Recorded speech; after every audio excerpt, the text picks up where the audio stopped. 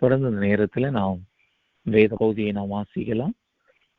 சங்கீதம் 84வது சங்கீதத்தை நாம் வாசிக்க கேட்கலாம். சங்கீதம் 84.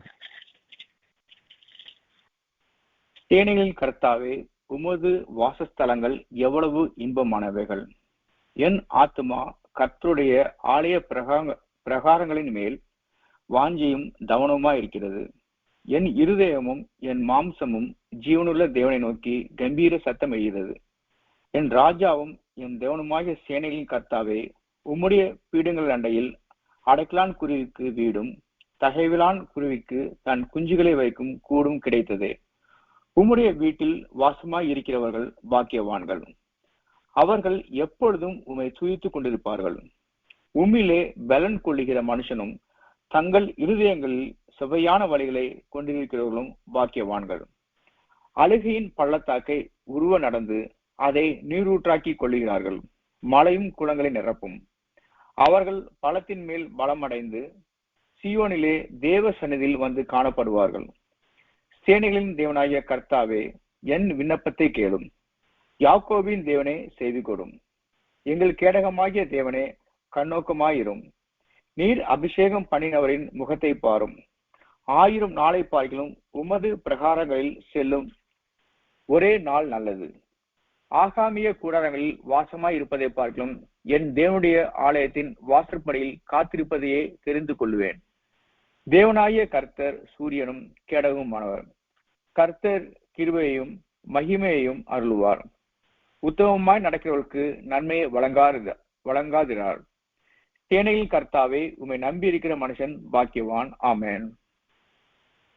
ஆமேன், ஆமேன், ஆமேன். ஹல்லேலூயா, ஹல்லேலூயா. நாம் 11வது வசனத்தை நாம் மீண்டும் வாசிக்க கேட்கலாம். தேவனாகிய கர்த்தர் சூரியனும் கேடகமுமானவர். கர்த்தர் கிருபையையும் மகிமையையும் அருளுவார். உத்தமமாய் நடக்கிறவர்களுக்கு நன்மை வழங்காதிரார். ஆமேன், ஆமேன், ஆமேன், ஆமேன். ஹல்லேலூயா, ஹல்லேலூயா. இந்த வேத பகுதியிலே நாம் பார்க்கும்போது இந்த சங்கீதம் இது கர்த்தருடைய பரிசுத்த ஆவியினால் நிரப்பப்பட்டு அங்கே கோராகின் புத்திரர்கள் தேவ சமூகத்திலே நின்று அவர்கள் கர்த்தரை ஆராதிப்பார்கள்.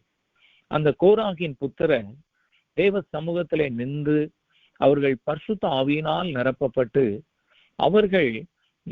அவர்களால் எழுதப்பட்ட இந்த சங்கீதம்.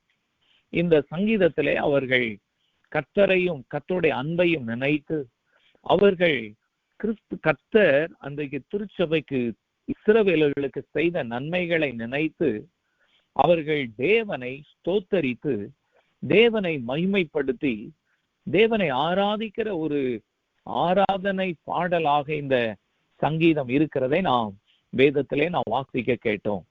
கர்த்தர் இந்த பாடலிலே அவர் செய்த நன்மைகள், அவர் தன்னுடைய பிள்ளைகள் அவர்கள் தன்னுடைய நன்மைகளை பெறுவதற்கு என்னென்ன காரியங்களை அவர் எதிர்பார்க்கிறார், அவர்களுடைய வாழ்க்கையிலே கர்த்தர் வைத்திருக்கிற ஆசீர்வாதங்களையும் இந்த சங்கீதத்திலே அங்கே கர்த்தருடைய ஆவியானவர் இந்த கோராகின் புத்திரர் மூலமாக பாட்டாக இஸ்ரவேலர்களுக்கு அவர் பாட சொல்லி கொடுக்கிறதை இந்த வேத பகுதியிலே நாம் வாசிக்கிறோம்.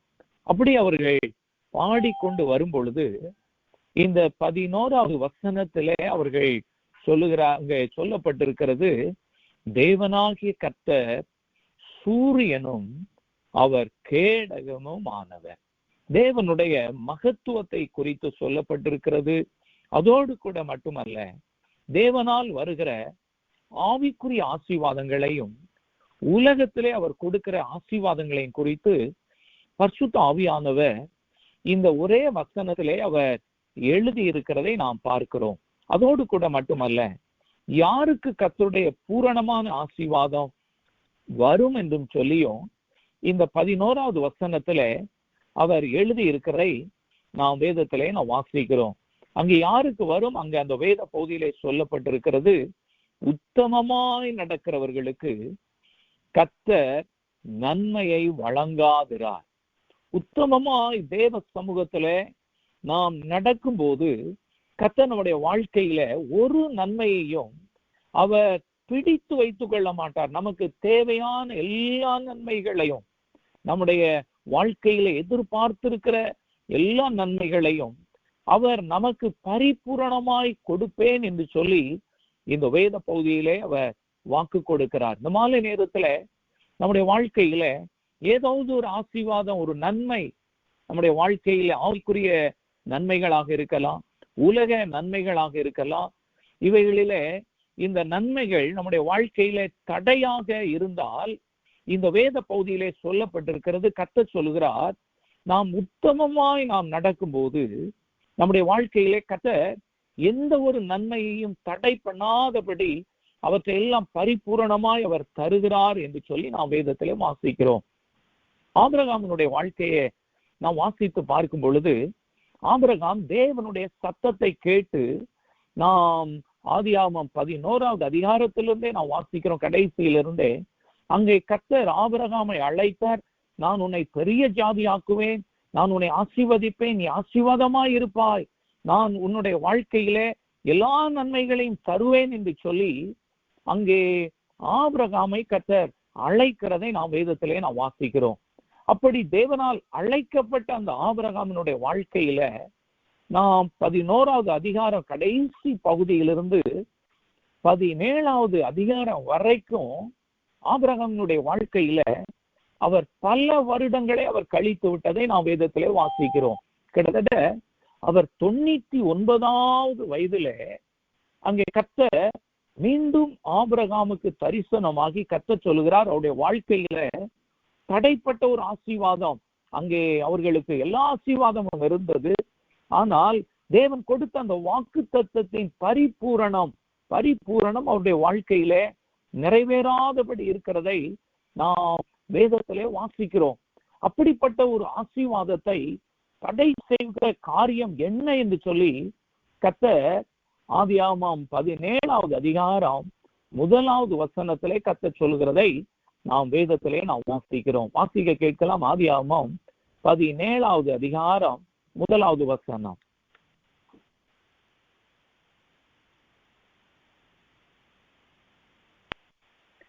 ஆபிரகாம் 99 வயதான போது கர்த்தர் ஆபிரகாமுக்கு தரிசனமாகி, நான் சர்வ வல்லமையுள்ள தேவன், நீ எனக்கு முன்பாக நடந்து கொண்டு உத்தமனாயிரு. ஆமென். ஆமென். கர்த்தர் சொல்லுகிறார், நான் சர்வ வல்லமையுள்ள தேவன், சர்வ வல்லமையுள்ள தேவன். நீங்க வேதத்துல வாசித்து பார்க்கும் பொழுது ஆபிரகாம் நாட்கள் செல்ல செல்ல அவன் கர்த்தரிடத்துல கேட்கிறான், ஆண்டவரே, உமக்கு முன்பதாக இந்த எலேசரை நீர் என்னுடைய புத்திரனா நீர் ஏற்றுக்கொள்ளும் அப்படி என்று சொல்லி சொல்லுகிறதை நாம் பார்க்கிறோம். தொடர்ந்து அவன் தன்னுடைய அந்த ஆகாருடைய மகன் இவன் உமக்கு முன்பதாக இருப்பானாக என்று சொல்லி அங்கே இஸ்மவேலை குறித்து சொல்லுகிறதை நாம் பார்க்கிறோம். ஆனால் கர்த்தர் சொல்லுகிறார், நான் சர்வ வல்லமை உள்ள கர்த்தர், நான் உனக்கு கொடுக்கப்பட்ட வாக்கு தத்தத்தை நிச்சயம் நான் நிறைவேற்றுவேன்.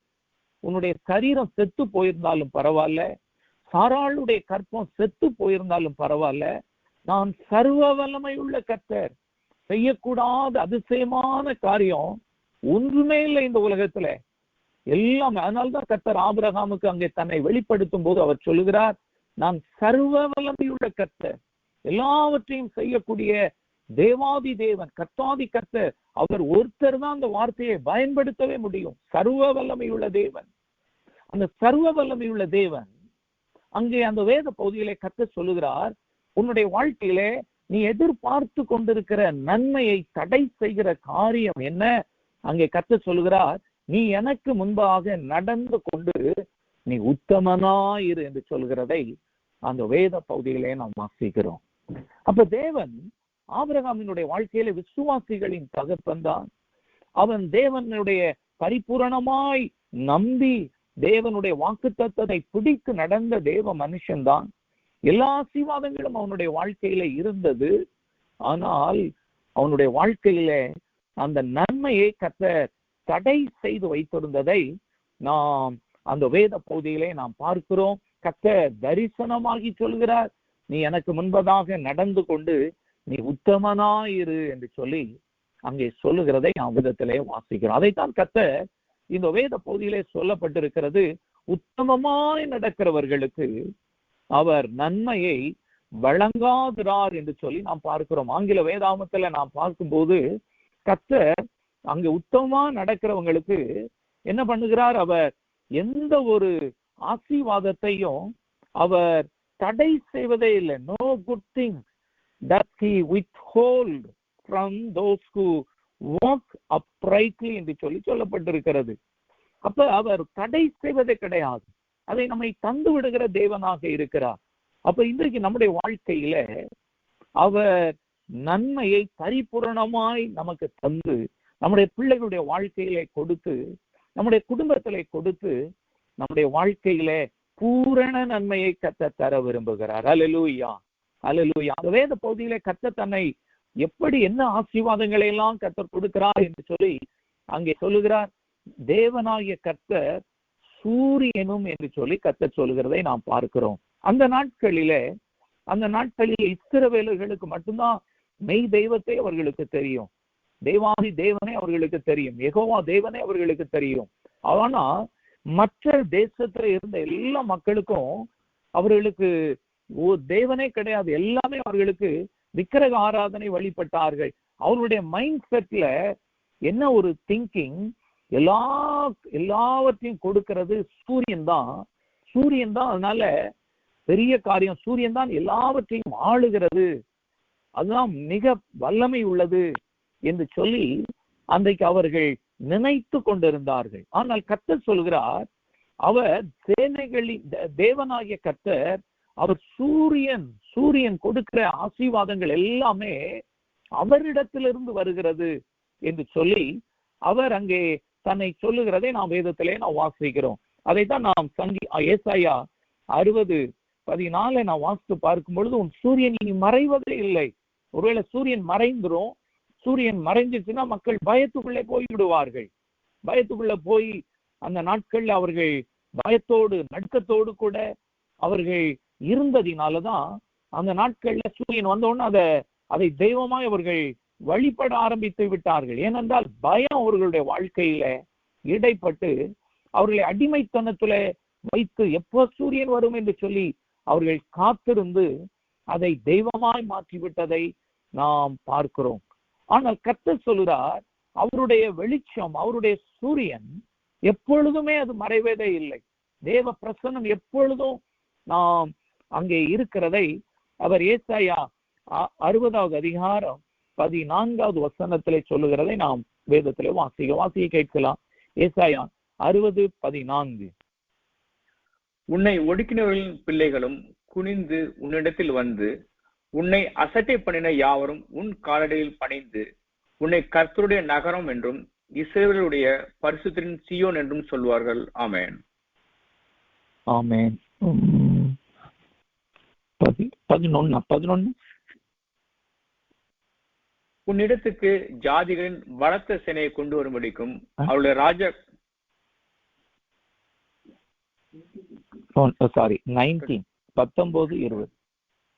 இனி சூரியன் உனக்கு பகலிலே வெளிச்சமாய் இராமலும் சந்திரன் தன் வெளிச்சத்தால் உனக்கு பிரகாசியாமலும் கர்த்தர் உனக்கு நித்திய வெளிச்சமும் உன் தேவனே உனக்கு மகிமையுமாய் இருப்பார்.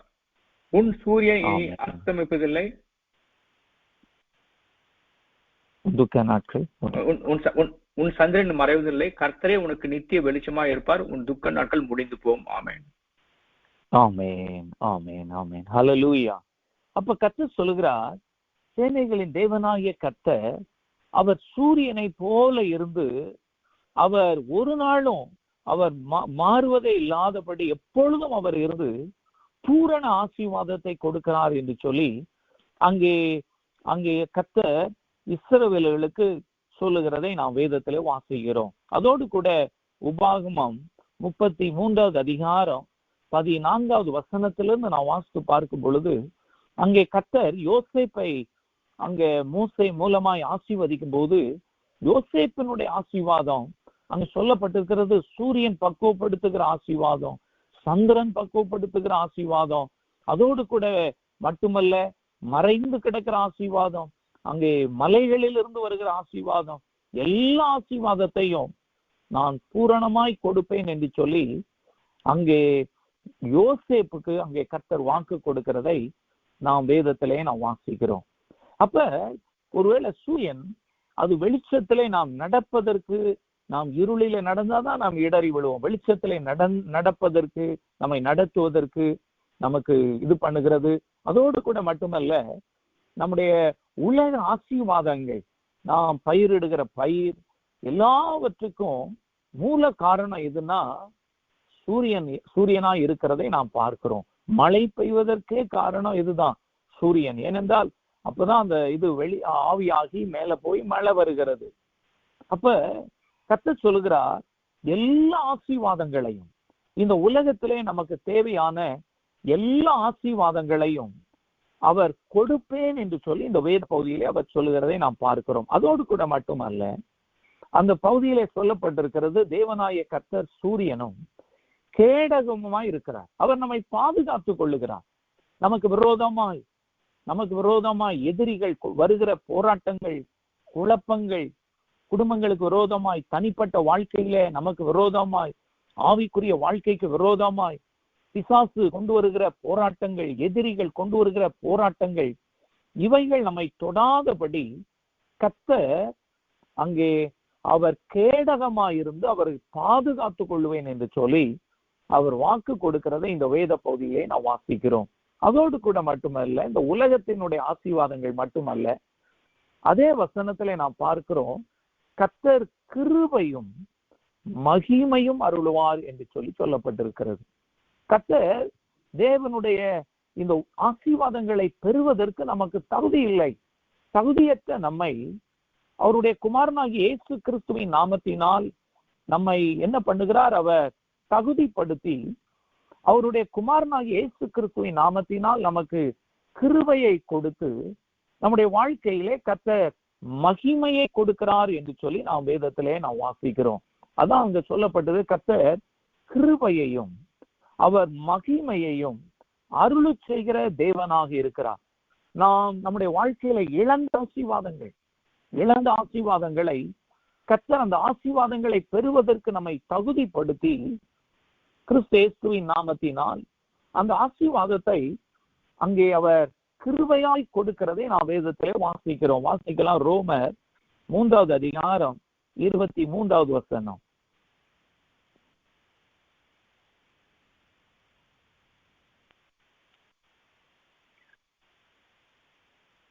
3:23 எல்லாரும் பாவம் செய்து தேவ மகிமையற்றவர்களாகி இலவசமாய் அவருடைய கிருபையினாலே கிறிஸ்து இயேசுவில் மீட்பை கொண்டு நீதிமான்களாக்கப்படுகிறார்கள். ஆமென். ஆமென். ஆமென். அப்படியே ரெண்டாவது எபிரேயர் 2:7-8-9 அவனை தேவ தூதரிலும் சற்று சிறியவனாக்கினீர், மகிமையினாலும் கனத்தினாலும் அவனுக்கு முடிசூட்டி உம்முடைய கரத்தின் கிரிகளின் மேல் அவனை அதிகாரியாக வைத்து சகலத்தையும் அவனுடைய பாதங்களுக்கு கீழ்ப்படுத்தினீர் என்று சொன்னான். சகலத்தையும் அவனுக்கு கீழ்ப்படுத்தினார் என்கிற விஷயத்தில் அவர் அவனுக்கு கீழ்ப்படுத்தாத பொருள் ஒன்றுமில்லை. அப்படி இருந்தும் இன்னும் அவனுக்கு சகலமும் கீழ்ப்பட்டிருக்க காணோம். என்றாலும் தேவனுடைய கிருபையினால் ஒவ்வொருவருக்காகவும் மரணத்தை ருசி பார்க்கும்படிக்கு தேவதூரிலும் சற்று சிறியவராக்கப்பட்டிருந்த இயேசு மரணத்தை உத்திரத்தின் நிமித்தம் மகிமையினாலும் கனத்தினாலும் முடிசூட்டப்பட்டதை காண்கிறோம். ஆமென். ஆமென். ஆமென். இந்த வேத பகுதிகள் சொல்லுகிறது, அங்கே மனுஷன் பாவம் செய்து தேவனுடைய மகிமையை அவன் இழந்து போனான். நாம் ரோமர் 3:23 வாசிக்க கேட்டோம். இழந்த மகிமையை அவருடைய குமாரனுடைய இரத்தத்தினால், அவர் பட்ட பாடுகளினால் நமக்கு கிருபையாய் நம்ம என்ன பண்ணுகிறார்? அந்த ஆசீர்வாதத்தை பெறுவதற்கு தகுதிப்படுத்தி நாம் இழந்த ஆசீர்வாதங்களை, இழந்த மகிமையை கர்த்தர் நமக்கு மீண்டும் தருவேன் என்று சொல்லி இங்கே வாக்கு கொடுக்கிறதை நாம் எபிரேயர் 2வது அதிகாரத்திலே நாம் வாசிக்க கேட்டோம். அப்ப நம்மை கிருபையினாலும் இரக்கத்தினாலும் அவர் முடிசூட்டுகிறார், நன்மையினால் அவர் நம்மை திருப்தியாக்குகிறார் என்று சொல்லி சங்கீதம் 103 நாம் வாசிக்கிறோம். அப்ப எல்லா ஆசீர்வாதங்களும், ஆவிக்குரிய ஆசீர்வாதங்கள், ஆதாம் ஏவாள் இழந்த எல்லா ஆசீர்வாதங்களையும் இயேசு கிறிஸ்துவின் மூலமாய் கர்த்தர் கிருபையாய் அவர் கொடுக்க அவர் சித்தம் உள்ளவராய் இருக்கிறார். அல்லேலூயா, அல்லேலூயா. இந்த பகுதியிலே கர்த்தர் யாருக்கு அந்த ஆசீர்வாதத்தை கொடுக்கிறார்? உத்தமமாய் நடக்கிறவர்களுக்கு, உத்தமமாய் நடக்கிறவர்களுக்கு. இன்னைக்கு அனைவருடைய வாழ்க்கையில பிரச்சனைகள், போராட்டங்கள் வரும் பொழுது அவர்கள் சொல்லுகிற காரியம் என்னன்னா, நான் உத்தமமா தான் நான் நடக்கிறேன், நான் நல்லா தானே நடக்கிறேன், ஏன் எனக்கு இந்த காரியம் வந்தது, ஏன் இந்த வாழ்க்கை, இந்த பிரச்சனை, போராட்டம் வந்தது என்று சொல்லி இன்னைக்கு அநேகர் கேட்கிறதை நாம் பார்க்கிறோம். ஒருவேளை அவங்க நினைக்கிற, நம்ம நினைக்கிற மாதிரி உத்தமம், எந்த உத்தமம் என்றால் என்ன என்பதை இந்த சங்கீதம் 84 பரிசுத்த ஆவியானவர் எழுதி இருக்கிறதை நாம் தியானித்து நாம் ஜெபிக்க போகிறோம்.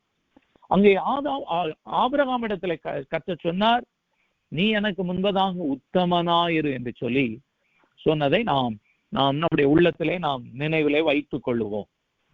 இந்த வேத பகுதியை நாம் வாசித்து பார்க்கும் பொழுது, அப்போ உத்தமமான வாழ்க்கை, உத்தமமான வாழ்க்கை, தேவன் விரும்புகிற அந்த உத்தமமான வாழ்க்கை பெறுவதற்கு நாம் என்ன செய்ய வேண்டும்? 4 காரியங்களை கர்த்தர் இந்த வேத பகுதியிலே அவர் சொல்லி இருக்கிறதை நாம் பார்க்கிறோம். முதலாவது சங்கீதம் 84:3-9 இந்த 2 வசனங்களை வாசிக்கலாம். 84:3-9.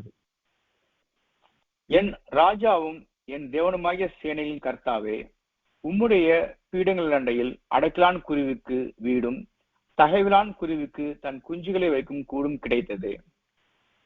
9. எங்கள் கேடகமாகிய தேவனே, கண்ணோக்கமாயிரும், நீர் அபிஷேகம் பண்ணினவரின் முகத்தை பாரும். ஆமென், ஆமென். 1-2. சேனையின் கர்த்தாவே, உமது வாசஸ்தலங்கள் எவ்வளவு இன்பமானவைகள். என் ஆத்துமா கர்த்தருடைய ஆலய பிரகாரங்களின் மேல் வாஞ்சையும் கவனமாய் இருக்கிறது. என் இருதயமும் என் மாம்சமும் ஜீவனுள்ள தேவனை நோக்கி கம்பீர சத்தமிடுகிறது. ஆமென், ஆமென், ஆமென், ஆமென். இந்த முதல் 2 வசனங்கள் சொல்லுகிறது, அங்கே கர்த்தர் சொல்லுகிறார், அங்கே கோராகின் புத்திரர்கள் அவர்கள் மூலமாய் கர்த்தருடைய ஆவியானவர் சொல்லுகிறார், ஆண்டவரே, உம்முடைய வாசஸ்தலங்கள் எவ்வளவு இன்பமானவைகள், எவ்வளவு இன்பமானவைகள். ஒருவேளை இந்த வேத பகுதி தேவ பிரசன்னத்தை அங்கே வாஞ்சிக்கிறதை நாம் பார்க்கிறோம். ஏனென்றால் உம்முடைய பிரசன்னம் அவ்வளவு மகிமையானது, இன்பமான இருக்கிறது. தேவ பிரசன்னத்திலே இருப்பது, அங்கே கோராகின் புத்திரர்கள் தேவ பிரசன்னத்திலிருந்து அவர்கள் தேவனை ஆராதித்து கொண்டே இருப்பார்கள், தேவனை ஆராதித்து தேவனை மகிமைப்படுத்தி கொண்டிருப்பார்கள். அங்கே அவர்கள் சொல்றாங்க, ஆண்டவரே, உம்முடைய பிரசன்னம் தான் எங்களுக்கு இன்பமானவைகள். இந்த உலகத்தினுடைய ஆசை பாசங்கள் அல்ல, உலகத்தின் காரியங்கள் அல்ல, உம்முடைய பிரசன்னத்திலே இருந்து உம்முடைய வாசஸ்தலங்களிலே இருப்பதுதான் எங்களுடைய வாழ்க்கையில, எங்களுடைய இருதயமும் எங்களுடைய மாம்சமும் நாங்கள் உம்மை நோக்கி கூப்பிடுகிற இந்த சத்தமா இருக்கிறது என்று சொல்லி இங்கே 1-2 வசனங்களிலே அவர்கள் சொல்லுகிறதை நாம் வேதத்திலே வாசிக்கிறோம். 2வது வசனத்துல சொல்றாங்க, என் ஆத்துமா கர்த்தருடைய ஆலய பிரகாரங்களின் மேல் வாஞ்சையும் கவனமுமா இருக்கிறது, என் இருதயமும் என் மாம்சமும் ஜீவனுள்ள தேவனை நோக்கி கம்பீர சத்தம் இடுகிறது என்று சொல்லி அங்கே அவர்கள் பாடுகிறதை நாம் வேதத்திலே நாம் வாசிக்கிறோம். இந்த 2 வசனங்கள் நமக்கு என்ன சொல்லுகிறது? நாம் நீதிமான்களாய் அல்லது உத்தமமாய் நாம் நடப்பதற்கு முதல் படி நமக்கு என்ன தேவை? நாம் தேவனுடைய பிரசன்னத்தை நாம் உணர்ந்து, அவருடைய பிரசன்னத்தில் இருக்கிற அந்த மகிமையை நாம் உணர்ந்து, அவருடைய பிரசன்னத்தில் இருக்கிற அந்த அன்பை, அந்த சுவையை நாம் உணர்ந்து அவருடைய பிரசன்னத்துக்கு நாம் ஓடி வர வேண்டும் என்று சொல்லி இந்த வசனங்கள் சொல்லுகிறது. அது எப்படி வரணுமா? முழு இருதயத்தோடும், முழு ஆத்துமத்தோடும், முழு பலத்தோடும் என்று சொல்லி 3 காரியங்களை இந்த 2வது வசனத்துல சொல்லுகிறதை நாம் பார்க்கிறோம். என் ஆத்துமா அப்படின்னு சொல்றாங்க, என் இருதயம் என்று சொல்லி சொல்றாங்க, என் மாம்சம் என்று சொல்லி சொல்லுகிறதை நாம் பார்க்கிறோம். அப்ப முழுவதும் என்னுடைய முழு பர்சனாலிட்டியும் நான் உம்முடைய சமூகத்துல நான் பரிபூரணமாய் இருப்பதை நான் வாஞ்சிக்கிறேன், உம்முடைய பிரசன்னத்தை நான் வாஞ்சிக்கிற ஒரு வாழ்க்கை என்று சொல்லி அங்கே அவர்கள், அந்த கோராகின் புத்திரர்கள், அவர்கள் தேவனை ஆராதிக்கிறதை இந்த வேத பகுதியிலே வாசிக்கிறோம். அப்ப நீங்களும் நானும் உத்தமமாய் நாம் நடப்பதற்கு நாம் என்ன செய்ய வேண்டும்? தேவ பிரசன்னத்தை நாம் வாஞ்சிக்க வேண்டும். நம்முடைய வேத தியானங்கள், நம்முடைய ஜெப நேரங்கள், தேவ சமூகத்துல அமர்ந்து நாம் தனிப்பட்ட முறையில குடும்பமாய் பிள்ளைகளோடு கூட நாம் ஐக்கியங்களாய் இணைந்து தேவனை ஆராதிக்க, தேவனை மகிமைப்படுத்த அந்த காரியங்களை நாம் வாஞ்சிக்க வேண்டும் என்று சொல்லி இந்த வேத பகுதியிலே பரிசுத்த ஆவியானவர் நமக்கு எழுதி வைத்திருக்கிறதை நாம் பார்க்கிறோம். அதனால்தான் நாம் வேதத்துல வாசிக்கிறோம், நாம் என்ன பண்ணணும்? நாம் தேனை பற்றி நம்ம சொல்லணும்னா, தேனு நல்லா இருக்கும் நல்லா இருக்கும் அப்படின்னு சொல்றதுல இல்லை, நாம் சுவைத்தாதான் அதனுடைய டேஸ்ட நம்ம என்ன பண்ண முடியும்? மற்றவர்களுக்கு சொல்ல முடியும். அப்ப நாம் என்ன பண்ணணும்? தேவ பிரசன்னத்தை நாம் பரிபூரணமாய் நம்முடைய தனிப்பட்ட வாழ்க்கையில நாம் அனுபவிக்க வேண்டும். தேவனுடைய வார்த்தையை, அவருடைய வார்த்தையை தியானிப்பதில் இருக்கிற ஆசீர்வாதங்களை, ஜெபிப்பதில் இருக்கிற ஆசீர்வாதங்களை நாம் வாஞ்சிக்க வேண்டும் என்று சொல்லி இந்த வேத பகுதியில நாம் வாசிக்கிறோம். அப்ப அதுதான் நம்முடைய வாழ்க்கையில முதல் வாஞ்சியாய் ஸ்டெப்பா இருக்கிறதை நாம் பார்க்கிறோம். இரண்டாவது, நாம் வாசிக்க கேட்ட 3வது 9வது வசனத்தை நான் வாசித்து பார்க்கும் பொழுது அந்த வேத பகுதி சொல்கிறது, ஆண்டவரே உடைய பீடங்கள் அண்டையில அடைக்கலான் குருவிக்கு வீடும் தகைவலான் குருவிக்கு தன் குஞ்சுகளை வைக்கும் இடமும் கிடைத்ததேன்னு சொல்லி 3வது வசனத்துல வாசிக்கிறோம். அடுத்து 9வது வசனத்துல எங்கள் கேடகமாகிய தேவனே கண்ணோக்கி பாரும், நீர் அபிஷேகம் பண்ணினவரின் முகத்தை பாரும் என்று சொல்லி சொல்லப்பட்டிருக்கிறது. அந்த 2 வேத பகுதிகள், 2 வசனங்களும் நாம் இணைத்து நாம் பார்க்கும்போது அந்த 2 காரியங்கள், அந்த 2 வசனமும் சொல்லுகிற ஒரே ஒரு காரியம், ஆண்டவரே நாங்கள் கிறிஸ்துவுக்குள்ளே நாங்கள் மறைக்கப்பட்ட ஒரு வாழ்க்கை வாழ வேண்டும். ஆமென். கிறிஸ்துவுக்குள்ளே நாங்கள் மறைந்திருக்க வேண்டும். அதனால்தான் அந்த 9வது வசனத்துல அங்கே சொல்லப்பட்டிருக்கிறது, நீர் அபிஷேகம் பண்ணினவரின் முகத்தை நோக்கி பாரு. கர்த்தர் நம்மை நோக்கி பார்க்கும்போது நம்முடைய முகத்தை அவர் பார்க்க கூடாது. யாருடைய முகத்தை பார்க்க வேண்டும்? கிறிஸ்துவின் முகத்தை பார்க்க வேண்டும். கிறிஸ்துவின் ரத்தம் நம்மில இருக்க வேண்டும். அவருடைய சரீரம் நம்மிடத்துல இருக்க வேண்டும். அப்ப கிறிஸ்து, அதனால்தான் அங்கே சொல்லப்பட்டிருக்கிறது, நீர் அபிஷேகம் பண்ணினவரின் முகத்தை பாரும். நீர் அபிஷேகம் பண்ணினவரின் முகம். 3வது வசனத்துல நாம் பார்க்கிறோம், அந்த வேத பகுதி சொல்லுகிறது, உம்முடைய பீடங்கள் அண்டையில என்று சொல்லி சொல்லப்பட்டிருக்கு. பீடங்கள் அண்டையில எது இருக்கிறது? அடைக்கலான் குருவியும் தகைவலான் குருவியும் தன்னுடைய கூடுகளையும் தன்னுடைய குஞ்சுகளையும் வைக்கிற இடம் கிடைத்ததே என்று சொல்லுகிறதை நாம் வேதத்திலே வாசிக்கிறோம். நாங்கள் குடும்பமாய் உமக்குள்ளே மறைக்கப்பட்ட ஒரு வாழ்க்கை. நாங்கள் எங்க இருக்கிறோம்? நாங்கள் உம்முடைய பலிபீட தொண்டைக்குள்ளே, உம்முடைய பலிபீடத்துக்குள்ளே, அதற்குள்ளே நாங்கள் என்ன பண்ணுகிறோம்?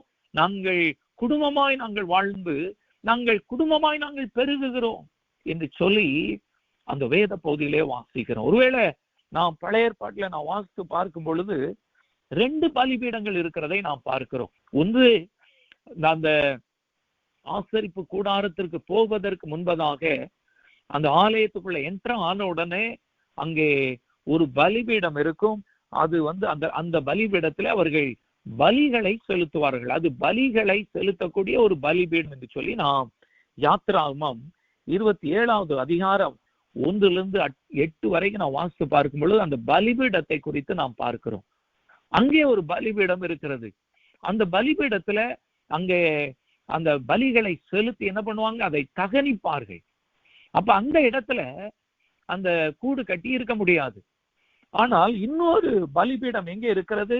அந்த பலிபீடம் அங்கே தேவ பிரசன்னத்துல முதலாவது அந்த கூடாரத்துல அங்கே மகா பரிசுத்த ஸ்தலத்திற்கு போகும் முன்பதாக இருக்கிற பரிசுத்த ஸ்தலத்திலே ஒரு பலிபீடம் இருக்கிறது. அந்த பலிபீடத்தை குறித்து நாம் யாத்திராகமம் 30வது அதிகாரம் 1வது வசனத்திலிருந்து 6 வசனங்களை இப்பொழுது நாம் வாசிக்க கேட்போம். அந்த பலிபீடத்திலே அங்கே தேவனை ஆராதிக்கிற ஆராதிக்கிற அந்த தூப வர்க்கத்தை ஆசாரியர்கள் அங்கே ஒவ்வொரு நாளும் காலையிலும் மாலையிலும் மத்தியானத்திலும் என்ன பண்ணுவாங்க, பலிகளை செலுத்தி என்ன பண்ணுவாங்க, அவங்க தேவ சமூகத்துல அங்கே அந்த முதலாவது அந்த ஆசரிப்பு கூடாரத்துக்குள்ளே என்ன பண்ணுவாங்க, அவங்க போய் தேவ பிரசன்னத்துல அங்கே அவர்கள் ஆராதிப்பார்கள். கர்த்தர் சொல்லுகிறார் மோசேயின் இடத்துல, நீ அந்த அந்த பலிபீடத்திலே நான் உன்னை சந்திப்பேன். அப்ப அந்த பலிபீடம் தேவ பிரசன்னத்திலே குறிக்கக்கூடியதாக இருக்கிறதை நாம் வேதத்திலே நாம் வாசிக்கிறோம். நாம் வாசிக்க கேட்கலாம். யாத்திராகமம் 30வது அதிகாரம் 1லிருந்து 6வது வசனம் வரைக்கும். தூபம் காட்டுகிறதற்கு ஒரு தூப பீடத்தையும் சீத்திம் மரத்தினால் உண்டாக்குவாயாக. அது 1 முழ நீளமும் 1 முழ அகலமுமான சதுரமும் 2 முழ உயரமாய் இருக்க வேண்டும். அதன் கொம்புகள் அதனோட ஏகமாய் இருக்க வேண்டும். அதன் மேற்புறத்தையும் சுற்றுப்புறத்தையும் அதன் கொம்புகளையும் பசும் பொன் தகட்டால் மூடி, சுற்றிலும் அதற்கு பொன் திறனையை உண்டு பண்ணி, அந்த திறனையின் கீழே அதன் 2 பக்கங்களிலும் அதை சுமக்கும் தண்டுகளின் இடங்களாகிய அதன் 2 பக்கத்து 2 மூலைகளிலும் 2 பொன் வளையங்களை உண்டாக்குவாயாக. அந்த தண்டுகளையும் சீத்திம் மரத்தால் பண்ணி அவைகளையும் பொன் தகட்டால் மூட கடவாய். சாட்சி பெட்டிக்கு முன்னிருக்கும் திரைச்சீலைக்கும் நான் உன்னை சந்திக்கும் இடமாகிய சாட்சி சந்நிதியின் மேலுள்ள கிருபாசனத்துக்கும் முன்பாக அதை வைக்க கடவாய். ஆமேன். ஆமேன், ஆமேன், ஆமேன். கர்த்தர் சொல்லுகிறார், அங்கே தேவ பிரசன்னத்திலே அங்கே ஒரு பலிபீடம் இருக்கிறது. அந்த பலிபீடத்திலே இங்கே சொல்லப்பட்டிருக்கிறது, அந்த பலிபீடத்தின் கீழே நாங்கள் தங்கிக் கொள்ளுகிறோம் என்று சொல்லி அங்கே அவர்கள் பாடுகிறதை நாம் பார்க்கிறோம். அந்த பலிபீடத்துல அடைக்கலான் குருவிக்கு கூடும், தகைவலான் குருவிக்கு தங்களுடைய கூடுகளையும் தங்களுடைய குஞ்சுகளையும் வைக்கக்கூடிய இடம் கிடைத்ததே என்று சொல்லி அங்கே நாம் 3வது வசனத்துல நாம் வாசிக்கிறோம். 9வது வசனத்திலே நான் வாசித்தோம், அங்கே உம்மை அபிஷேகம் பண்ணினவருடைய முகத்தை நீ நோக்கி பாரும் என்று சொல்லப்பட்டிருக்கிறது. அப்ப தேவனுக்குள்ளே வாழ்கிற ஒரு வாழ்க்கை, கிறிஸ்துவுக்குள்ளே நாம் வாழும்போது, நாம் யோவான் 15ல நான் வாசித்து பார்க்கும் பொழுது கிறிஸ்து சொல்றாங்க, ஒருவன் என்னிலே நிலைத்திருந்தால் அவன் கனி கொடுப்பான் என்று சொல்லுகிறார். அப்ப கிறிஸ்துவுக்குள்ளே மறைந்திருக்கிற ஒரு வாழ்க்கை, உன்னதமானவரின் மறைவில் இருக்கிற ஒரு வாழ்க்கை, அந்த ஒரு வாழ்க்கை நாம் முதல் பார்த்தோம். நாம் தேவனை வாஞ்சித்து, தேவனுடைய பிரசன்னத்தை வாஞ்சித்து நாம் அவருடைய சமூகத்திலே ஓடி வரக்கூடிய ஒரு வாழ்க்கை, அந்த வாஞ்சையும் தாகமும் அவருடைய இரத்தத்தினால் கழுகப்பட்ட ஒரு வாழ்க்கை நமக்குள்ள இருக்கும்போது நாம் அவருக்குள்ளே நாம் மறைக்கப்பட்டிருக்கிறோம் என்று சொல்லி நாம் இந்த சங்கீதம் 84:3-9 நாம் வாசிக்கிறோம். அடுத்து 3வது, அதோடு கூட நாம் நிறுத்திவிட்டால் நாம் நம்முடைய வாழ்க்கையில நாம் தேவன் விரும்புகிற அந்த உத்தமமான வாழ்க்கையை பெற்று பூரணமான ஆசீர்வாதத்தை நாம் பெற முடியாது. 3வது கர்த்தர் ஒரு காரியத்தை எதிர்பார்க்கிறார். நாம் வாசிக்கலாம் 5வது வசனம் 84:5. உம்மிலே பலன் கொள்ளுகிற மனுஷனும் தங்கள் இருதயங்களில் செவ்வையான வழிகளை கொண்டிருக்கிறவர்களும் பாக்கியவான்கள். ஆமேன், ஆமேன். இந்த வேத பகுதியில கர்த்தர் சொல்லுகிறார், அடுத்து என்ன பண்ணணும், 3வது நாம் கிறிஸ்துவிலே பலன் அடைய வேண்டும். உம்மிலே பலன் கொள்ளுகிற மனுஷன் என்று சொல்லப்பட்டிருக்கிறது. உண்மையிலே நாம் பலன் கொள்ள வேண்டும். நாம் என்ன பண்ணணும், தேவ பிரசன்னத்திலே கிறிஸ்துவுக்குள்ளே மூடப்பட்ட நாம் என்ன பண்ண வேண்டும், பலன் அடைய வேண்டும். ஆவிக்குரிய வாழ்க்கையிலே நாம் பலனடைய வேண்டும் என்று சொல்லி நாம் இந்த வேத பகுதியிலே கர்த்தர் சொல்லுகிறார். அந்த பலன் அப்போஸ்தலர் 1வது அதிகாரம் 8வது வசனத்துல நான் வாசித்து பார்க்கும் பொழுது, பரிசுத்த ஆவியானவர் உங்களிடத்துல வரும் பொழுது நீங்கள் பலன் அடைவீர்கள் என்று சொல்லி சொல்லப்பட்டிருக்கிறது. அப்ப நாம் கிறிஸ்து இயேசுவின் இரத்தத்தினால் கழுகப்பட்ட வாழ்க்கை, கிறிஸ்துவுக்குள்ளே மறைக்கப்பட்ட ஒரு வாழ்க்கை, மூன்றாவது பரிசுத்த ஆவியானவருடைய பலனை பெற்றக்கூடிய ஒரு வாழ்க்கை வாழ வேண்டும். பரிசுத்த ஆவியானுடைய பலனை பெற்றால்தான் நாம் நம்முடைய வாழ்க்கையிலே வருகிற பிரச்சனைகள், போராட்டங்கள், அழுத்தங்களிலே நாம் நிலை நிற்க முடியும். அதனால்தான் இந்த வேத பகுதியிலே சொல்லப்பட்டிருக்கிறது, உம்மிலே பலன் கொள்ளுகிற மனுஷனும் தங்கள் இருதயங்களில் செவையான வழிகளில் நடந்து கொள்ளுகிறவர்களும் பாக்கியவான்கள். ஏன் பலன் அடைய வேண்டும்? அந்த வேத பகுதியிலே சொல்லப்பட்டிருக்கிறது, செவையான வழிகளிலே நடப்பதற்கு. யார் ஒரு மனிதன் நீதிமான், அவன் தேவனிலே பலனடைந்து அவன் செவையான வழிகளிலே நடக்கிறவன் தான் தேவன் அங்கே அவன் நீதிமான் என்று சொல்லி, இந்த உத்தமமாய் நடக்கிறவன் என்று சொல்லி இந்த வேத பகுதியிலே நாம் வாசிக்கிறோம். அந்த 6வது வசனம் 7வது வசனத்தை நாம் வாசிக்க கேட்கலாம். அழுகையின் பள்ளத்தாக்கை உருவ நடந்து அதை நீரூற்றாக்கி கொள்கிறார்கள். மழையும் குளங்களை நிரப்பும். அவர்கள் பலத்தின் மேல் பலம் அடைந்து சீயோனிலே தேவ சந்நிதியில் வந்து காணப்படுவார்கள். ஆமேன், ஆமேன், ஆமேன். அங்கே சொல்லப்பட்டிருக்கிறது, அழுகையும் பள்ளத்தாக்கை உருவ நடக்கிறார்கள். பிரச்சனைகள், போராட்டங்கள் வரும். கர்த்தர் தன்னுடைய பிள்ளைகளுக்கும் சீஷர்களுக்கும் அவர் சொல்லுகிறார், இந்த உலகத்துல உங்களுக்கு உபத்திரம் உண்டு, பிரச்சனைகள் வரலாம், சரீரத்துல வரலாம், அல்லது வேலை ஸ்தலங்கள்ல வீசாக்கள்ல வரலாம். கர்த்தருடைய பிள்ளைகளுக்கு நீதிமான் எத்தனை டைம் கீழே விழுந்தாலும் எழுந்திருப்பான் என்று சொல்லி கர்த்தருடைய வார்த்தை சொல்லுகிறது. பிரச்சனைகள் வரும், போராட்டங்கள் வரும். ஆனால் பரிசுத்த நாம் கிறிஸ்து இயேசுவின் இரத்தத்தினால் அவரை வாஞ்சித்து வாழ்கிற வாழ்க்கை, அவரால் மறைக்கப்பட்ட ஒரு வாழ்க்கை, அவருக்குள்ளே வாழ்கிற ஒரு வாழ்க்கை வாழ்ந்து நாம் பரிசுத்த ஆவியானுடைய நிரப்புதலினால் நாம் நிரப்பப்பட்டிருக்கும் போது நாம் என்ன பண்ணுவோம்? நம்முடைய வாழ்க்கையிலே வருகிற பிரச்சனைகள், நம்முடைய வாழ்க்கையிலே பிரச்சனை கொண்டு வந்து நம்மை வேதனைப்படுத்துகிற காரியங்களாக இருக்கலாம். நம்முடைய வாழ்க்கையிலே அழுகையை கொண்டு வரக்கூடிய காரியங்கள் பாரமாக இருக்கலாம். நாம் நடந்து செல்லக்கூடிய பாதைகள், பிரச்சனைகள், போராட்டங்கள் வரக்கூடிய வாழ்க்கையா இருக்கலாம். ஆனால் அந்த பலன் இருக்கும்போது, பரிசுத்த ஆவியானுடைய பலன் நமக்குள்ள இருக்கும்போது, அந்த பலத்தினால் நாம் என்ன பண்ணுகிறோம்? பலன் அடைகிறோம். கர்த்தர் புதிய புதிய கிருபைகளை, பலனை கடுகிறார். வருகிற பிரச்சனைகள், போராட்டங்கள், இவற்றிற்கு எல்லாவற்றையும் நாம் கிறிஸ்து இயேசுவின் நாமத்தில் நடந்து சென்று அந்த போராட்டங்களை கிறிஸ்து இயேசுவின் நாமத்தில் மேற்கொள்வதற்கு நமக்கு பலனை கர்த்தர் கொடுத்து கடைசியிலே நாம எங்க வைக்கிறார்? நம்மை சீயோனிலே தேவ சன்னதியிலே வந்து காணப்படுவார்கள் என்று சொல்லி சொல்லப்பட்டிருக்கிறது. அல்லேலூயா. ஏனென்றால் சீயோன் தான் தேவ பிரசன்னம். அங்கேதான் தேவனுடைய, அங்கே சூரியன் அங்கேதான் உதிப்பது, அங்க இல்லை. ஏனென்றால் கர்த்தரே நமக்கு நித்திய வெளிச்சம். நாம் வெளிப்படுத்தல வாசிக்கிறோம், சூரியனும் சந்திரனும் இருக்க போறதில்லை, தேவனே அங்கே வெளிச்சமாயிருக்கிறார், ஆட்டுக்குட்டியானவரே அதனுடைய விளக்கு என்று சொல்லி சொல்லப்பட்டிருக்கிறது.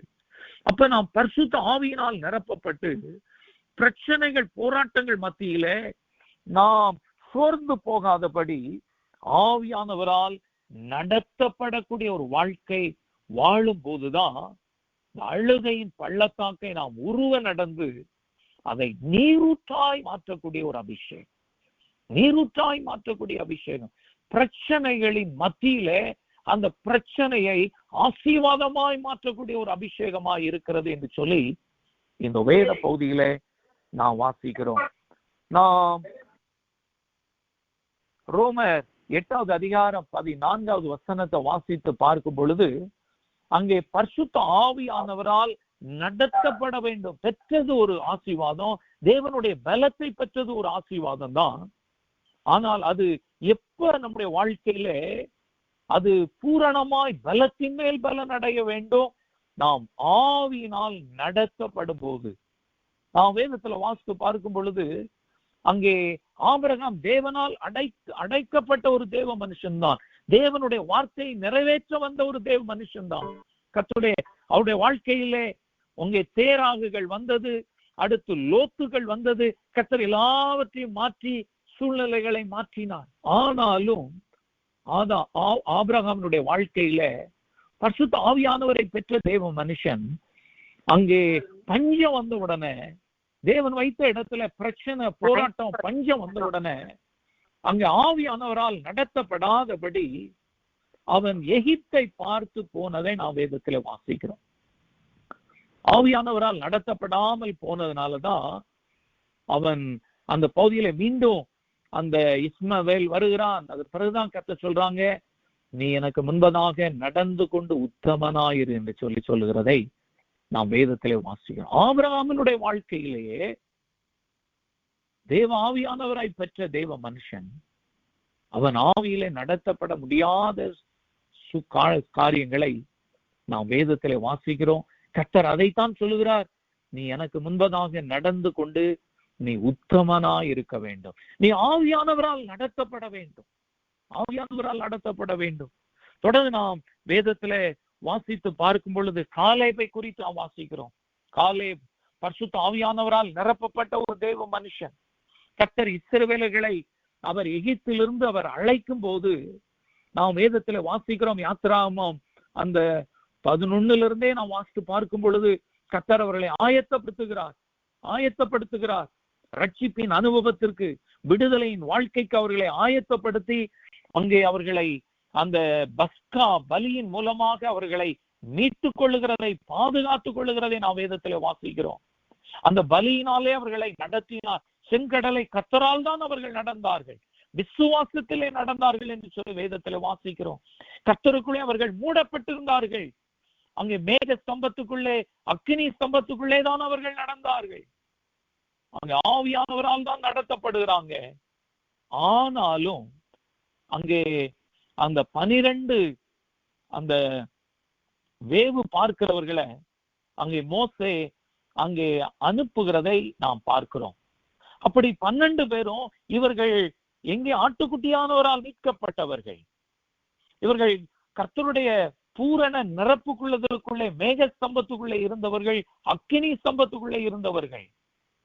இவர்கள் பரிசுத்தரால் நடத்தப்பட்டவர்கள். இவர்கள் வேதத்துல வாசிக்கிறோம், அங்கே அவர்கள் அந்த சிவந்த சமுத்திரத்தை கடக்கிறது, அங்கே அவர்கள் ஞான ஸ்நானம் எடுத்தார்கள் என்று சொல்லி பவுல் அப்போஸ்தலன் எழுதுகிறதை நாம் பார்க்கிறோம். ஆனாலும் இங்கே அவர்கள் கானான் தேசத்திற்கு வேவு பார்த்து வரும் பொழுது அவர்கள் துர்ச்செய்தியை பரப்புகிறதை நாம் வேதத்துல எண்ணாகமம் 14வது அதிகாரத்திலே வாசிக்கிறோம். ஆனால் எல்லாரும் 10 பேர் துர்ச்செய்திய அவங்க பரப்புனாங்க. ஆனால் 2 பேர் தான் அந்த துர்ச்செய்தி. நீங்க பாத்தீங்கன்னா அந்த மக்கள் எல்லாருக்குள்ளேயும் அந்த துர்ச்செய்தி பரவி அவர்களை அழிவுக்கு நேராய் நடத்தி விட்டதை நாம் வேதத்திலே வாசிக்கிறோம். அப்ப துர்ச்செய்தி அது ஈஸியாக பரவக்கூடியதாக இருக்கிறது. அது ஈஸியாக மக்களை டிசீவ் பண்ணி, அது தேவனுடைய அவர்கள் வைத்திருக்கிற அந்த சீயோன் வாக்குத்தத்தம் பண்ணப்பட்ட அந்த தேசத்தை அவர்கள் சுதந்தரிக்க முடியாதபடி கானானிலே அவர்கள் மரித்து போகிறதை நாம் வேதத்தில் வாசிக்கிறோம். ஆனால் கர்த்தருடைய ஆவியானவரை பெற்ற தேவ மனுஷனாகிய காலேபும் யோசுவாவும் அங்கே கானான் தேசத்தை சுதந்தரித்தார்கள் என்று சொல்லி நாம் வேதத்திலே வாசிக்கிறோம். வாசிக்க கேட்கலாம். எண்ணாகமம் 14வது அதிகாரம் 24வது வசனம்.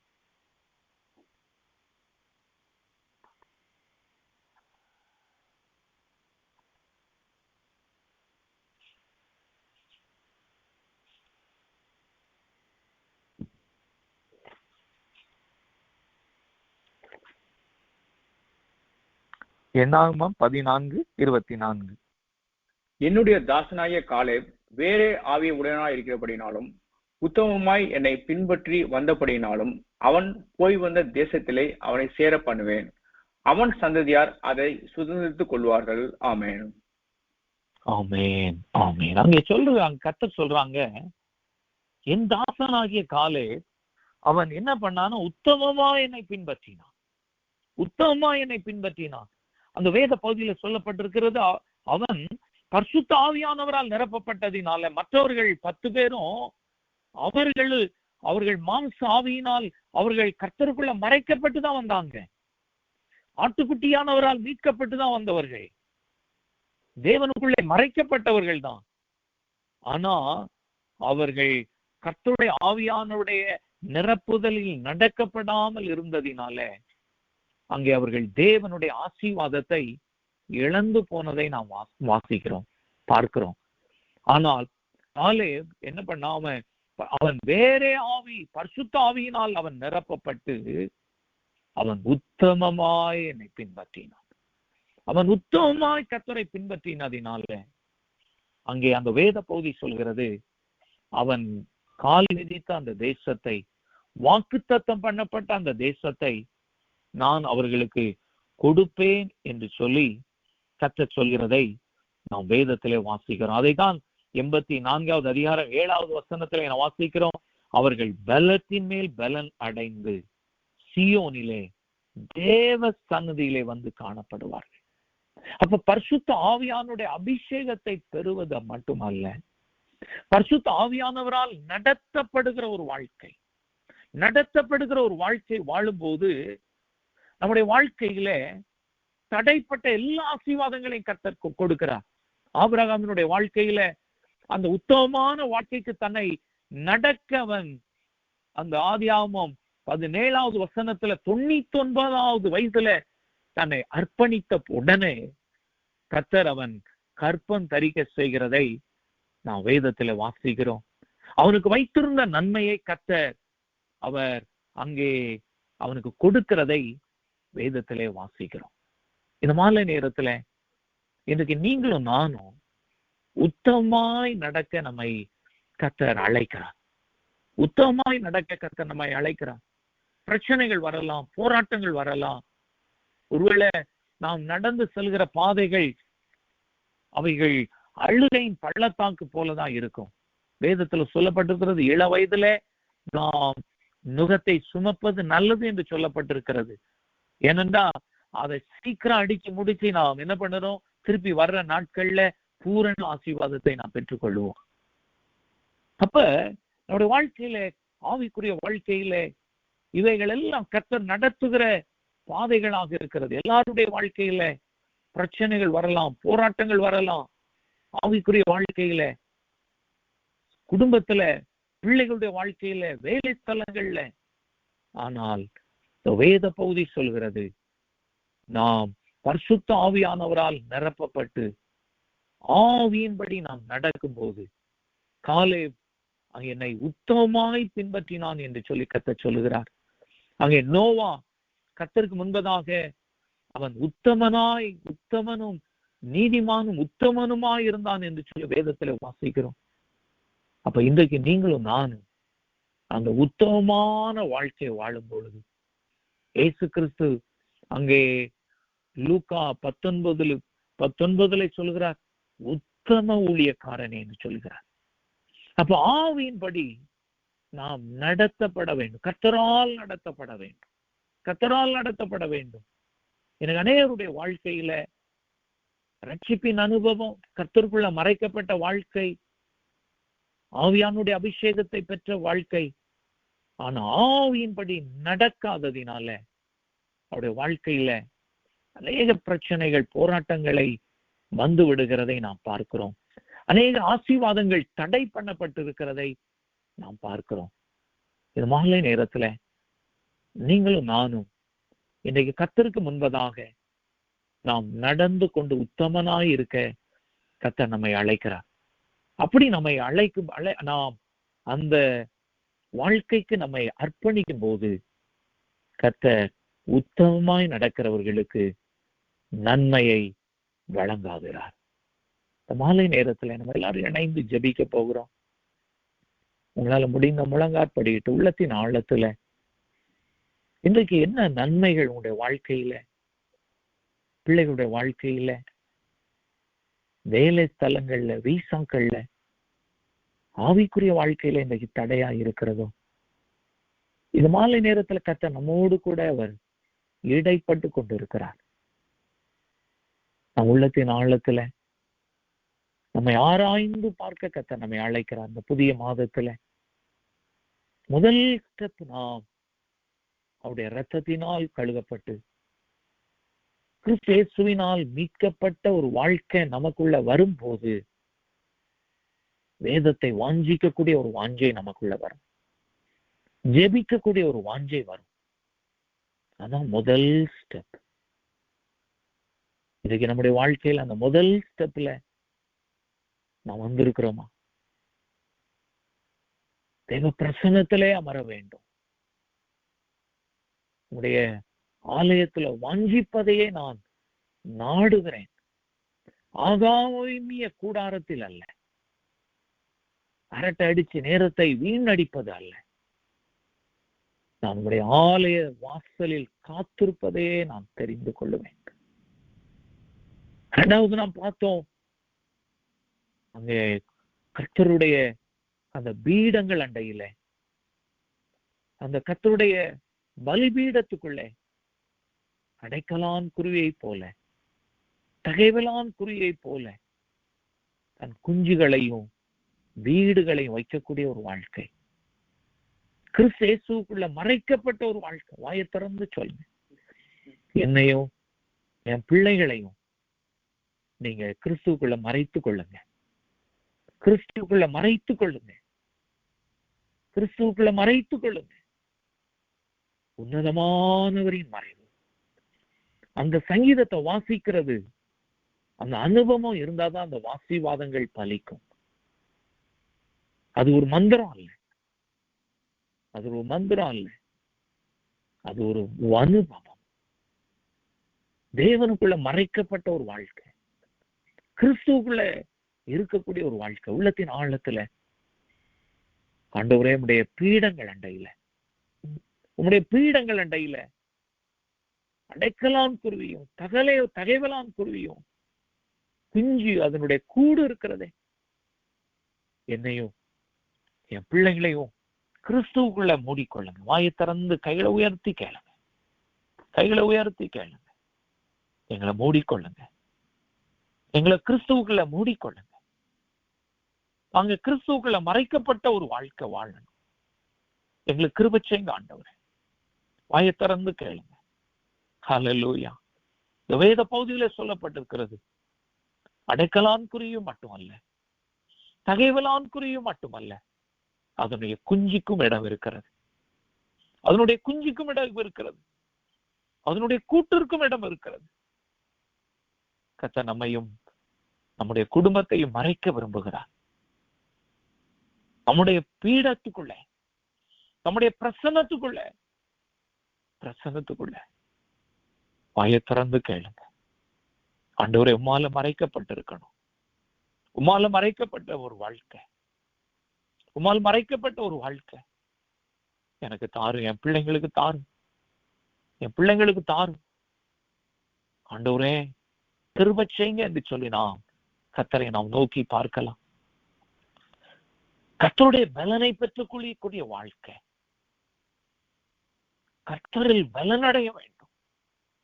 கர்த்தரில் பலனடைந்தாதான் நாம் கர்த்தருக்காக வாழ முடியும், கர்த்தருக்காக வாழ முடியும், கர்த்தரை வெளிப்படுத்த முடியும். பலத்தின் மேல் பலன் அடைய வேண்டும்.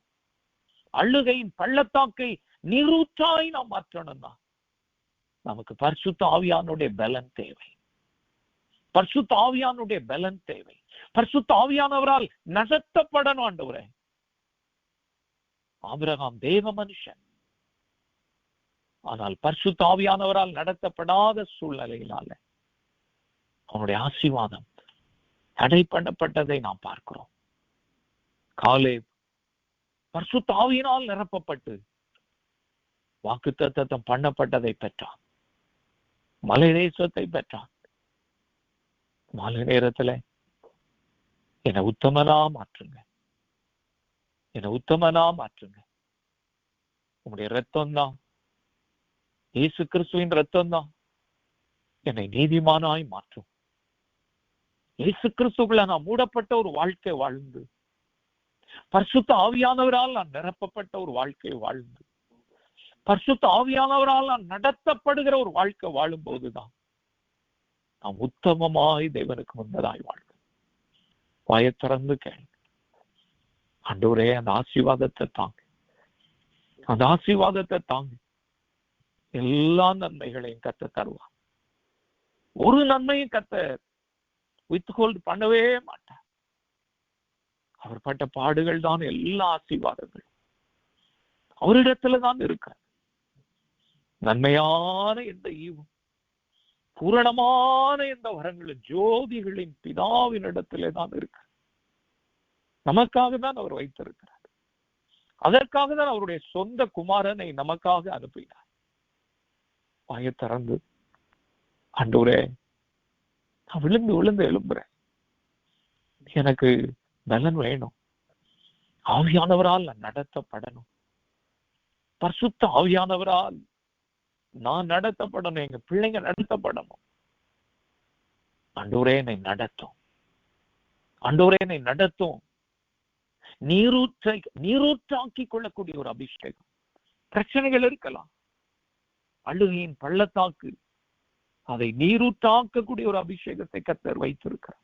கைகளை உயர்த்தி வாயை திறந்து, நான் நடந்து செல்கிற பாதை அழுகையின் பள்ளத்தாக்கா இருக்கிறது, நீர்தான் அதை நீரூற்றாய் மாற்ற முடியும். உம்முடைய பலத்தினால் தான், உம்முடைய பலத்தின் மேல் பலத்தினால் தான் தாங்கள் நீரூற்றாய் அதை மாற்றிக்கொள்ள முடியும். ஆண்டவரே, இந்த மாலை நேரத்துல கைகளை உமக்கு நேராய் உயர்த்தி ஜெபிக்க ஒவ்வொரு சகோதர சகோதரிகள் பிள்ளைகளுடைய கைகளை நோக்கிப்பார், நோக்கிப்பார். நீர்தான் ஆண்டவரே அழுகையின் பள்ளத்தாக்கை நீரூற்றாய் மாற்ற அபிஷேகம் பண்ணுகிற கர்த்தர். பலத்தின் மேல் பலன் என்று சொல்லி இருக்கிறீங்களே, அந்த பலத்தின் மேல் பலன், விசேஷ அபிஷேகம், விசேஷ அபிஷேகம் இயேசு கிறிஸ்துவின் நாமத்தினால் ஊற்றப்படட்டும், ஊற்றப்படட்டும். எங்களுடைய பலத்தினால் நடக்க முடியாது. நீர்தான் எங்களை பலப்படுத்துகிறவர், நீர்தான் எங்களை அபிஷேகம் பண்ணி பலத்தின் மேல் பலன் அடைய செய்கிறவர். ஆண்டவரே, மனதுருகுவீரா, மனதுருகுவீரா.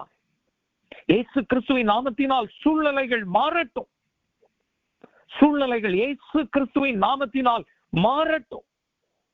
பரிசுத்த ஆவியானவர் இயேசு கிறிஸ்துவின் நாமத்தினால் செயலாற்றுங்க.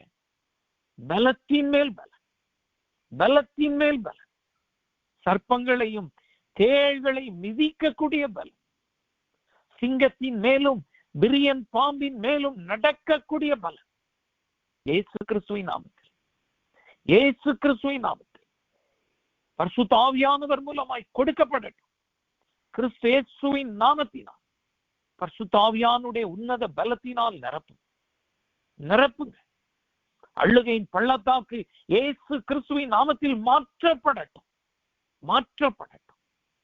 ஹல்லேலூயா, ஹல்லேலூயா, ஹல்லேலூயா. நன்றியோடு ஸ்தோத்திரம் பண்ணுங்க கர்த்தாவே. இந்த மாலை நேரத்துல, இந்த மாதத்தின் முதல் நாள்ல உம்முடைய சமூகத்துல வந்திருக்கிற தம்முடைய பிள்ளைகளுடைய வாழ்க்கையில ஆண்டவரே, இன்றைக்கு பலத்தின் மேல் பலன் அடைந்து தேவ பிரசன்னத்திலே எப்பொழுதும் காணப்பட அந்த கிருபைகளை கொடுங்க. எல்லா நன்மைகளையும் இயேசு கிறிஸ்துவுக்குள் நீங்க கொடுங்க ஆண்டவரே. இவ்வளவு நாள் தடைப்பட்ட ஆசீர்வாதங்கள் இயேசு கிறிஸ்துவின் நாமத்தினால் இந்த நாளிலே ஆரம்பிக்க நாங்கள் ஜெபிக்கிறோம். ஹல்லேலூயா, ஹல்லேலூயா, ஹல்லேலூயா, ஹல்லேலூயா. நன்றியோடு ஸ்தோத்திரிக்கிறோம். கிறிஸ்து இயேசுவின் முகத்தை பார், கிறிஸ்து இயேசுவின் முகத்தை பார். கைகளை உயர்த்தி கேளுங்க. நீர் அபிஷேகம் பண்ணினவருடைய முகத்தை பார், நீர் அபிஷேகம் பண்ணினவருடைய முகத்தை பார். கிறிஸ்து இயேசுவின் முகத்தை பார். அவர் மூலமாய், அவர் மூலமாய், அவர் பட்ட பாடுகளை நிமித்தம், அவர் சிந்தின அவருடைய ரத்தத்தின் நிமித்தம் ஆண்டவரே எங்கள் ஜெபத்தை கேளும். ஹல்லேலூயா, உமக்கு ஸ்தோத்திரம். மாலை நேரத்துல பரலோக பிதாவே மை ஸ்தோத்திரம் பண்ணுகிறோம். உம்முடைய சொந்த குமாரனை எங்களுக்காய் கொடுத்தீர். அவருடைய ரத்தம், அவருடைய சரீரம் எங்களுக்காய் சிந்தப்பட்டது, எங்களுக்காய் கொடுக்கப்பட்டது. பரிசுத்த ஆவியானவரை நீங்கள் அவர் மூலமாய் கொடுத்ததற்காய் ஸ்தோத்திரம். நன்றியோடு ஸ்தோத்தரிக்கிறோம். எல்லா விண்ணப்பத்தை நீர் கேட்டதற்காய் ஸ்தோத்திரம். நீர் ஆண்டவரே அழுகையின் பள்ளத்தாக்கை நீரூற்றாய் மாற்றி கொண்டிருக்கிறதற்காய் ஸ்தோத்திரம். நன்றியோடு ஆராதிக்கிறோம். நன்மைகளை நீர் வழங்கி கொண்டிருக்கிறதற்காய் ஸ்தோத்திரம். எங்களை இயேசு கிறிஸ்துவின் நாமத்தினால் உத்தமர்களாய் நீர் மாற்றி கொண்டிருக்கிறதற்காய் ஸ்தோத்திரம். உம்முடைய நாமம் உயர்த்தப்படட்டும். இயேசு கிறிஸ்துவின் நாமத்தில் பிதாவே, ஆமென், ஆமென், ஆமென். என் ஆத்துமாவே கர்த்தரை ஸ்தோத்தரி, என் முழு உள்ளமே அவருடைய பரிசுத்த நாமத்தை ஸ்தோத்தரி. என் ஆத்துமாவே கர்த்தரை ஸ்தோத்தரி. கர்த்தர் செய்த சகல பாரங்களை மறவாதே. அவர் உன் அக்கிரமங்களை எல்லாம் மன்னித்து, உன் நோய்களை எல்லாம் குணமாக்கி, உன் பிராணனை அழிவுக்கு விலக்கி மீட்டு, உன்னை கிருபையினாலும் இரக்கத்தினாலும் முடிசூட்டி, நன்மையினால் உன் வாயை திருப்தி ஆக்குகிறார். கழுகுக்கு சமானமாய் உன் வயது திரும்ப வாழ வயது போல் ஆகிறது. ஒடுக்கப்படுகிற யாவருக்கும் கர்த்தர் நீதியையும் நியாயத்தையும் செய்கிறார். ஆமென், ஆமென், ஆமென். ஹல்லேலூயா, ஹல்லேலூயா, ஹல்லேலூயா. சங்கீதம் 84:11. தேவனாகிய கர்த்தர் சூரியனும் கேடகமுமானவர். கர்த்தர் கிருபையும் மகிமையும் அருளுவார். உத்தமமாய் நடக்கிறவர்களுக்கு நன்மையை வழங்காதுகிறார். ஆமென், ஆமென். கர்த்தர் நமக்கு சூரியனாய், நமக்கு கேடகமாய், நமக்கு கிருபை கொடுத்து கொண்டே இருக்கிற கர்த்தர் மகிமையை நமக்கு அருளி செய்து நம்மை உத்தமர்களாய் மாற்றி பூரண நன்மையினால் அவர் நம்மை திருப்தியாக்குவாராக. ஆமென், ஆமென், ஆமென், ஆமென். வந்த எல்லாருக்கும் நன்றி. கர்த்தர் உங்களை ஆசீர்வதிப்பார். Thank you so much.